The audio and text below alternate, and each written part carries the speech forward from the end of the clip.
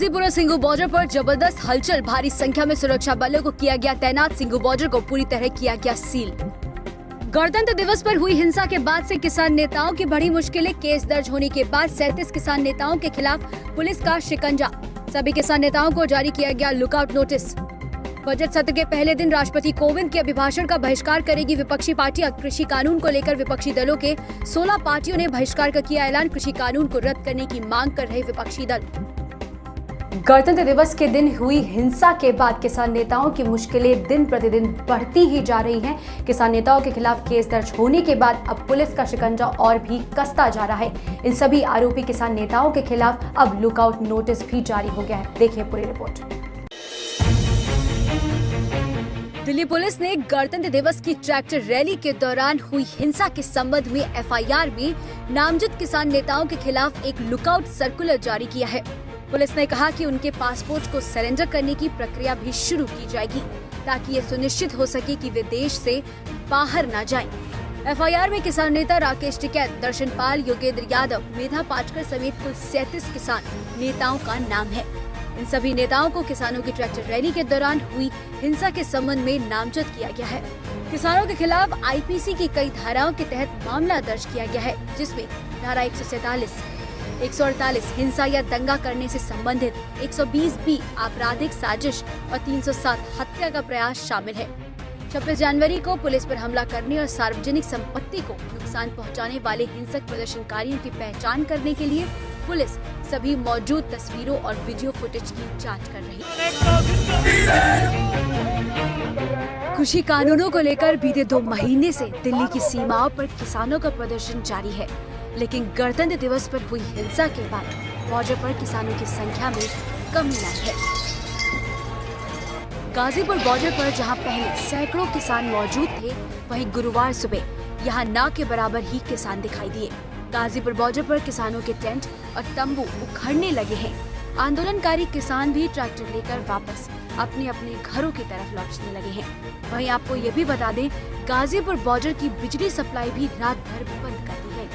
लाल किले में हुए उपद्रव के बाद चिल्ला बॉर्डर विरोध प्रदर्शन कर रहे भारतीय किसान यूनियन के अध्यक्ष ठाकुर भानु प्रताप सिंह की आंदोलन समाप्त करने की घोषणा के बाद पुलिस ने बॉर्डर से बैरिकेडिंग हटा ली है और अब ये रास्ता आम लोगों के लिए खुल गया है। वहीं केंद्रीय मंत्री मुख्तार अब्बास नकवी ने कहा कि अराजक तत्वों को बिल्कुल बर्दाश्त नहीं किया जाएगा। इसके अलावा उन्होंने ये भी कहा है कि किसानों की बेहतरी के लिए ही नए कानून लाए गए हैं। आज़ादी के जश्न के नाम पर अराजकता का टशन कोई भी समाज या कोई भी सरकार एक्सेप्ट नहीं कर सकती। और एक चीज़ समझ लेना चाहिए कि जो तरक्की का तूफ़ान है वो इस तरह के अराजकता के उफान से रोका नहीं जा सकता, न रुक सकता है। इसलिए जो भी लोग जो है वो आज़ादी के जश्न के नाम पर अराजकता का टशन करने की कोशिश कर रहे थे, उनको समझ लेना चाहिए कि वो उसमें सफल नहीं होंगे। जहाँ तक किसान के कानून का सवाल है, एक भी चीज़ जो पहले थी उसमें से कुछ भी हटा नहीं है। एक भी ऐसी व्यवस्था नहीं हुई है जिससे कि पहले जो था वो ना हट गया हो। जो पहले था वो है।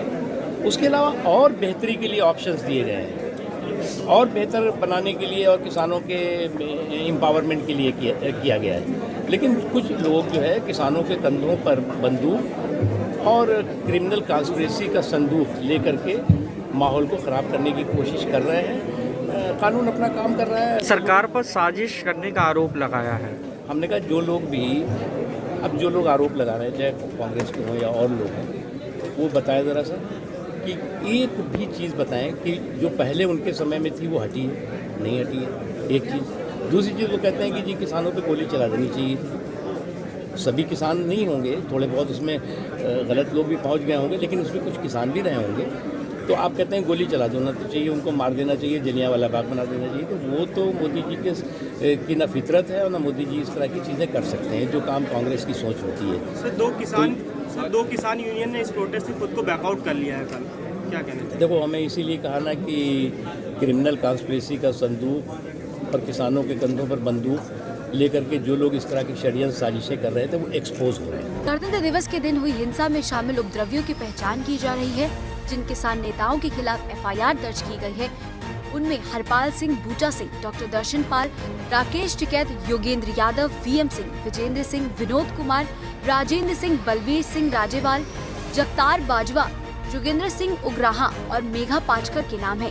वहीं इस हिंसा में घायल पुलिस कर्मियों का हालचाल जानने गुरुवार को गृह मंत्री अमित शाह भी अस्पताल पहुंचे और घायल पुलिस कर्मियों से बातचीत कर उनका हौसला बढ़ाया।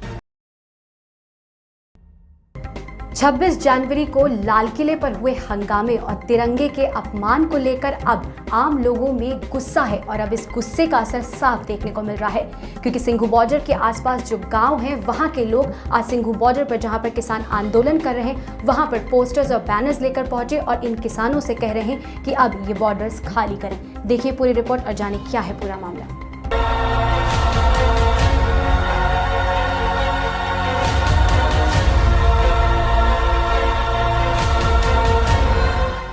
किसानों के ट्रैक्टर मार्च के दौरान दिल्ली में जो उपद्रव किसानों ने मचाया उससे देश के लोग बहुत आहत हैं। लोग किसानों के खिलाफ गुस्से में हैं।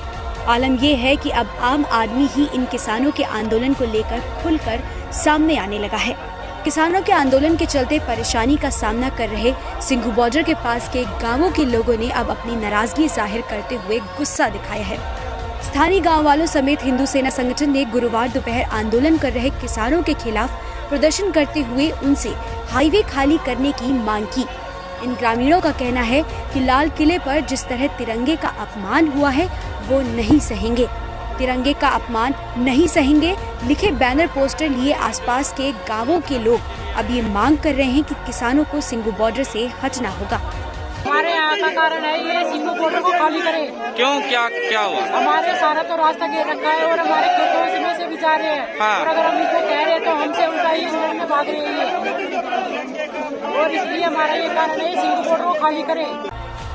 बहरहाल अब देखना होगा कि इतने लंबे समय तक शांतिपूर्ण चलने वाला आंदोलन गणतंत्र दिवस पर अपनी दिशा से भटक गया। अब आगे इस आंदोलन की दशा क्या होगी इसका अंदाजा लगाना मुश्किल नहीं है। बजट सत्र 29 जनवरी से शुरू होगा। केंद्रीय वित्त मंत्री निर्मला सीतारमण 1 फरवरी को वित्तीय वर्ष 2021-22 के केंद्रीय बजट को पेश करेंगी और ये जो बजट है ये 2 चरणों में होगा और इन 2 चरणों के लिए संसद में तैयारियां शुरू हो गई हैं। देखिए पूरी रिपोर्ट। संसद का बजट सत्र 29 जनवरी से शुरू होने जा रहा है। इस बीच कोविड-19 के सभी प्रोटोकॉल का पूरा पालन किया जाएगा। बजट सत्र के लिए पार्लियामेंट में तैयारियां जोरों पर हैं। सुरक्षा के लिहाज से चप्पे चप्पे पर सिक्योरिटी बढ़ाई गई है। केंद्रीय वित्त मंत्री निर्मला सीतारमण 1 फरवरी को वित्तीय वर्ष 2021-22 का केंद्रीय बजट पेश करेंगी। बजट सत्र का आयोजन 2 चरण में किया जाएगा। पहले चरण में संसद की कार्यवाही 29 जनवरी से 15 फरवरी तक चलेगी। राष्ट्रपति रामनाथ कोविंद 29 जनवरी को सुबह 11 बजे संसद के दोनों सदनों को संबोधित करेंगे। वित्त मंत्री निर्मला सीतारमण 1 फरवरी को सुबह 11 बजे केंद्रीय बजट पेश करेंगी। केंद्रीय बजट 2021-22 का लोग काफी बेसब्री से इंतजार कर रहे हैं। ये बजट ऐसे समय में पेश किया जा रहा है जब पूरी दुनिया में कोरोना वायरस महामारी लॉकडाउन की वजह से इकोनॉमी को काफी ज्यादा नुकसान हुआ है। नए कृषि कानूनों के खिलाफ विपक्ष का जो रवैया था वो अब भी बरकरार है। बजट सत्र से पहले 29 जनवरी को राष्ट्रपति का अभिभाषण होगा जिसके बहिष्कार के लिए विपक्ष की 16 पार्टियों ने अपनी मंशा जाहिर की है। देखिए पूरी रिपोर्ट। बजट सत्र शुक्रवार से शुरू हो रहा है, लेकिन कृषि कानून को लेकर विपक्षी दलों का जो घमासान शुरू हुआ था वो अब तक बरकरार है। शीतकालीन सत्र से लेकर शुरू हुआ घमासान अब बजट सत्र तक पहुंच चुका है। शुक्रवार को बजट सत्र में राष्ट्रपति रामनाथ कोविंद का भाषण होना है, लेकिन विपक्षी ने पहले ही मोर्चा खोल दिया है और राष्ट्रपति के अभिभाषण का 16 राजनीतिक दलों ने बहिष्कार करने का फैसला किया है। कांग्रेस, तृणमूल कांग्रेस, एसपी, आरजेडी, शिवसेना, अकाली दल समेत कुल 16 पार्टियों ने बाइकॉट का फैसला किया है। विपक्षी दलों का कहना है कि जिस तरह से बीते सत्र में 3 कृषि कानूनों को पारित किया गया, उसके विरोध में ये कदम उठाया जा रहा है। पिछले 62-63 दिन से भारत के किसान संघर्ष कर रहे हैं और सरकार से आग्रह कर रहे हैं कि जो गलत कानून, कृषि के 3 कानून पिछले सत्र में सरकार लाई थी, उन्हें वापस लिया जाए, रद्द किया जाए। समूचे विपक्ष की ये मांग रही। पिछले सत्र के अंदर सरकार ने बिना कोई विचार विमर्श किए, बिना आम सहमति बनाए, बिना विपक्ष से पूछे, बात किए, ज़बरन वो तीनों कानून पास किए। सदन में वोट नहीं पड़ने दिया, विपक्ष को दबाया गया। और ये जो कानून है विपक्ष के दृष्टिकोण से पहले सीधा हमारी जो संघीय प्रणाली है उस पर चोट पहुंचाता है, राज्यों के हितों को नुकसान पहुंचाता है और किसानों के जो 60% जनता खेती पर निर्भर है उनका इसमें बहुत अहित है। गौरतलब है कि नियम के तौर पर बजट सत्र के पहले दिन राष्ट्रपति राज्यसभा और लोकसभा के संयुक्त सदन को संबोधित करते हैं। सामान्य तौर पर राष्ट्रपति के अभिभाषण के दिन संसद के सेंट्रल हॉल में राज्यसभा और लोकसभा के सदस्य एक साथ बैठते हैं। हालांकि इस बार कोरोना वायरस को ध्यान में रखते हुए इस बार विशेष इंतजाम किए गए हैं। राष्ट्रपति रामनाथ कोविंद 29 जनवरी को संसद के दोनों सदनों की संयुक्त बैठक को संबोधित करेंगे। प्रधानमंत्री नरेंद्र मोदी ने एनसीसी के सालाना कार्यक्रम में शिरकत की। दिल्ली के करियप्पा ग्राउंड के इस कार्यक्रम में केंद्रीय रक्षा मंत्री राजनाथ सिंह समेत तीनों सेनाओं के प्रमुख भी मौजूद थे और इस कार्यक्रम में प्रधानमंत्री मोदी को गार्ड ऑफ ऑनर दिया गया।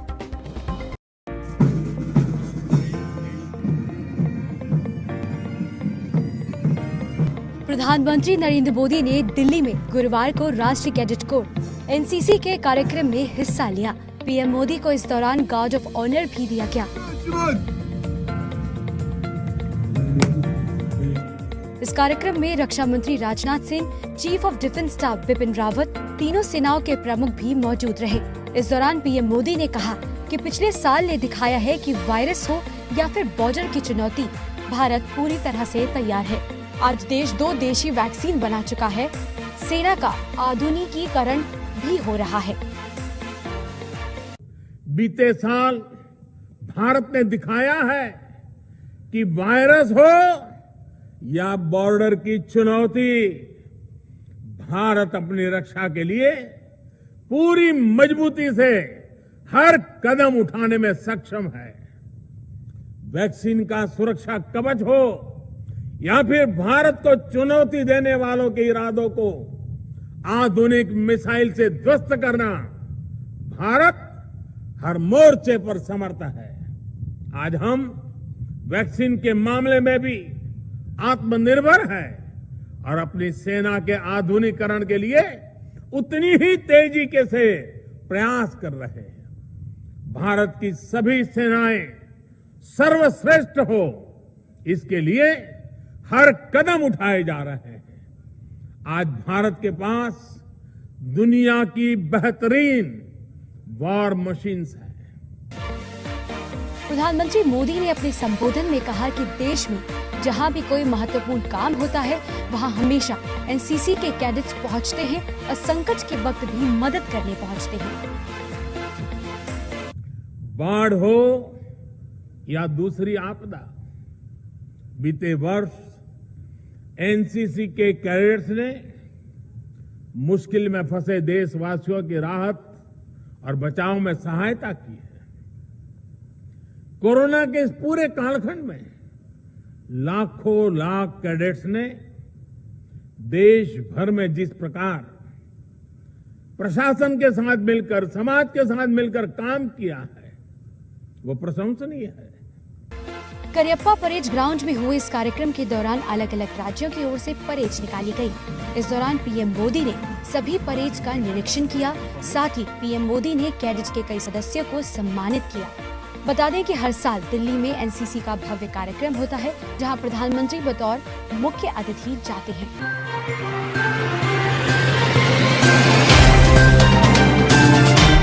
Subscribe now and press the bell icon. Never miss an update.